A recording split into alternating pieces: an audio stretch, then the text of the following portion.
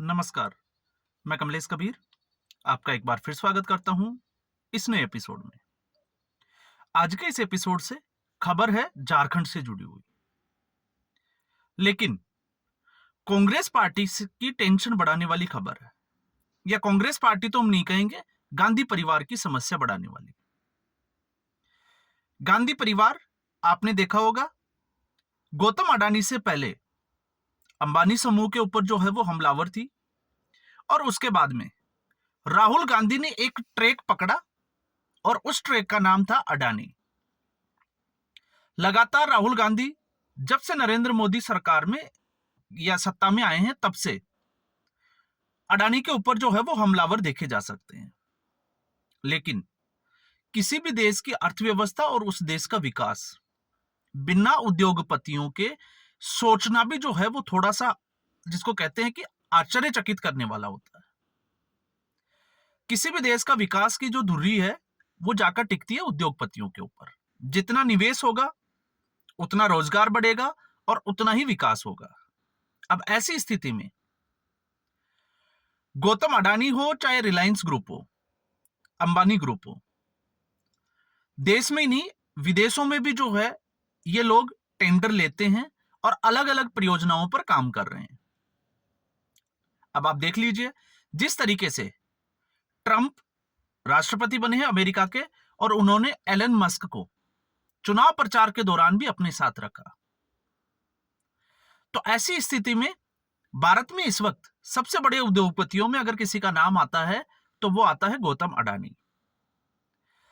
अब हम जाते हैं, अगर एक बार के लिए टेंडर प्रक्रिया की बात करें तो इसमें जो है वो हम ये जरूर कह सकते हैं, टेंडर प्रक्रिया चाहे भारतीय जनता पार्टी की सरकार हो या कांग्रेस पार्टी की सरकार हो, पहले हो सकता है ज्यादा भ्रष्टाचार हो या हो सकता है इस वक्त जो है वो कम भ्रष्टाचार हो, लेकिन टेंडर जो है वो कैसे पास किए जाते हैं। और वैसे भी गौतम अडानी जो समूह है वो भारतीय जनता पार्टी की सरकार में खड़ा नहीं हुआ, वो खड़ा हुआ यूपीए की सरकार में, और उस वक्त कांग्रेस पार्टी सत्ता के केंद्र में थी। तो ऐसी स्थिति में अगर कांग्रेस पार्टी आरोप लगाती है तो वो आरोप जो है वो बेबुनियाद नजर आते हैं। हालांकि अब तक जो है वो एक विदेशी टूलकिट काम जरूर करता था, लेकिन अब उस टूलकिट की जो है वो कमर टूट गई है। अब यहां पर समझने वाली बात यह है कि कांग्रेस पार्टी की समस्या कैसे है। तो झारखंड में कल अचानक से जो है वो गौतम अडानी की मुलाकात होती है हेमंत सोरेन से, और हेमंत सोरेन के साथ में झारखंड में निवेश को लेकर चर्चाएं जोर पकड़ती है। और इस वक्त अगर आप देखोगे तो झारखंड के गोंडा जिले में 1600 मेगावाट का super critical ultra super critical thermal power plant जो है वो ऑलरेडी संचालित किया जा रहा है अडानी ग्रुप के द्वारा। अब आप ये नहीं कह सकते कि वहां पे भारतीय जनता पार्टी की सरकार ने इसकी शुरुआत की थी, क्योंकि इससे पहले भी हेमंत सोरेन की सरकार थी। और दूसरा, जिस परियोजना के ऊपर अभी काम चल रहा है, लगभग 40 लाख मीट्रिक टन जो है वो सीमेंट के उत्पादन के लिए 1000 करोड़ की एक परियोजना है जिसके ऊपर काम चल रहा है, और लगभग अंदाजा लगाया जा रहा है कि उसमें लगभग 2500 के आसपास लोगों को रोजगार मिलेगा। तो यहां पर गौतम अडानी की बात चल रही है, और गौतम अडानी की बात चल रही है तो कांग्रेस पार्टी के लिए समस्या कैसे खड़ी हो जाती है, क्योंकि कांग्रेस पार्टी संसद में भी हमने देखा है अडानी को लेकर नरेंद्र मोदी के ऊपर हमलावर रहती है। अब ऐसे में झारखंड में इस वक्त जो सरकार चल रही है वो गठबंधन की सरकार है, या हम कह सकते हैं कि कांग्रेस पार्टी सत्ता में हेमंत सोरेन के साथ झारखंड मुक्ति मोर्चा के साथ में गठबंधन में है। अब ऐसी स्थिति में जब राहुल गांधी प्रेस कॉन्फ्रेंस करके या किसी भी तरीके से गौतम अडानी के ऊपर हमला बोलते हैं तो फिर सवाल जो है वो उनसे भी पूछे जाते हैं, और जब उनसे पूछे जाते हैं तो फिर इससे जो है वो क्रेडिबिलिटी हम कहें, या और अगर हम इसको अच्छे से समझें तो फिर राहुल गांधी की जो परंपरा रही है उस परंपरा में एक वाक्य जो है वो और जुड़ जाता है, और जनता जो है वो राहुल गांधी की उन बातों पर विश्वास ही नहीं कर पाती है। और कैसे नहीं कर पाती है इसको अगर आप समझोगे तो अभी हम बात कर रहे हैं झारखंड की, तो लगातार जो है वो विपक्ष की पार्टियां, इंडिया अलायंस जो है वो एक दो पार्टियां लगातार हमलावर रहती है। लेकिन आपको यह भी पता होना चाहिए कि किसी भी राज्य में अगर कोई सबसे बड़ा इस वक्त निवेशक है तो वो है अडानी और उसके बाद में है अंबानी। इनके बिना कोई सरकार चला ही नहीं सकता, हम सीधे तौर से ये कह सकते हैं। अब इस कड़ी को अगर आप समझोगे कांग्रेस पार्टी के साथ जोड़कर, तो कांग्रेस पार्टी में याद कर लीजिए रेवंत रेड्डी। रेवंत रेड्डी दावोस जाते हैं, दावोस में गौतम अडानी से खुद से जो है वो रूबरू होते हैं, उनकी मुलाकातों की जो है वो चर्चाएं जोर पकड़ती है और कुछ सोशल मीडिया पे फोटोग्राफ वगैरह भी सामने आ जाते हैं। और लगभग गौतम अडानी से 12,000 करोड़ का निवेश ले जाते हैं तेलंगाना के लिए। तो तेलंगाना के डेवलपमेंट के लिए, या हम कहें, मैं तेलंगाना की बात नहीं कर रहा, तेलंगाना की बात इसलिए कर रहे हैं क्योंकि कांग्रेस पार्टी गौतम अडानी के ऊपर हमलावर होती है। तो 12,000 करोड़ का जो है वो निवेश ले जाते हैं तेलंगाना के विकास के लिए। और उसके बाद में उसी वक्त आपने देखा होगा कि भारत जोड़ो न्याय यात्रा जो है वो राहुल गांधी निकाल रहे थे, और लगातार गौतम अडानी को लेकर कि ये एक परिवार और नरेंद्र मोदी के दोस्तों की सरकार है, इस तरीके की जो है वो टिप्पणियां करते थे। और उसी वक्त रेवंत रेड्डी की जो है वो मुलाकात होती है। अब उसमें अगर आप देखोगे तो बाद में आपने देखा होगा स्किल इंडिया यूनिवर्सिटी के लिए तेलंगाना सरकार ने, या हम कहें सीधे तौर से रेवंत रेड्डी ने 100 करोड़ का डोनेशन चेक लिया था गौतम अडानी से। और बाद में दबाव इतना बना कांग्रेस पार्टी के ऊपर कि वो 100 करोड़ का चेक वापस लौटाना पड़ा गौतम अडानी को।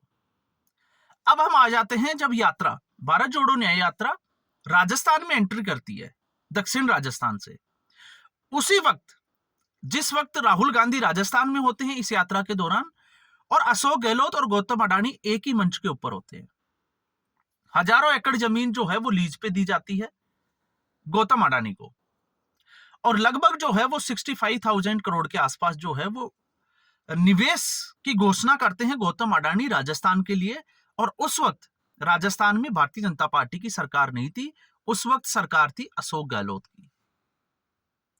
और अशोक गहलोत ही वो व्यक्ति थे जो लगातार, क्योंकि उस वक्त छत्तीसगढ़ की अगर हम बात करें तो छत्तीसगढ़ में सरकार थी भूपेश बघेल की, और छत्तीसगढ़ में गौतम अडानी के 4 कोयला खाने जो है वो, जिसको हम कहें कि संचालित थी, जिसमें से 2 बंद पड़ी थी और 2 जो है वो सुचारू थी।